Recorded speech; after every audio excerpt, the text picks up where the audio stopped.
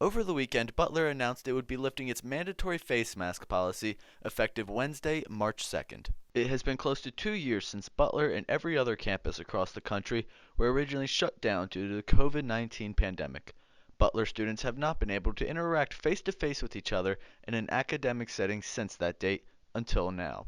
I caught up with some Butler students to see how they felt about the campus making masks optional. I think it was my first reaction was just kind of like a sigh of relief. I think especially for like being college students and being here for the last 3 years now, like it's most of my college experience has been with a mask and just kind of like removing that barrier. I think it's going to be like an exciting time.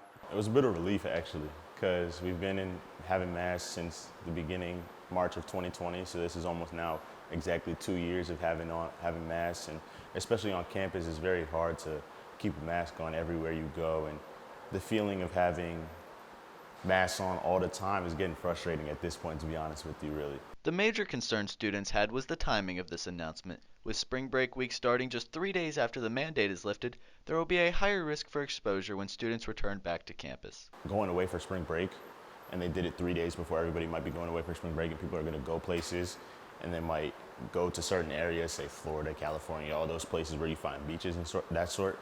And they might come back and they might bring COVID, and so we might have to go back to masks. I think a lot of times when we come back from break, I see a lot of people just like for like the first week whenever we come back from break, a lot of people are just like in Ross.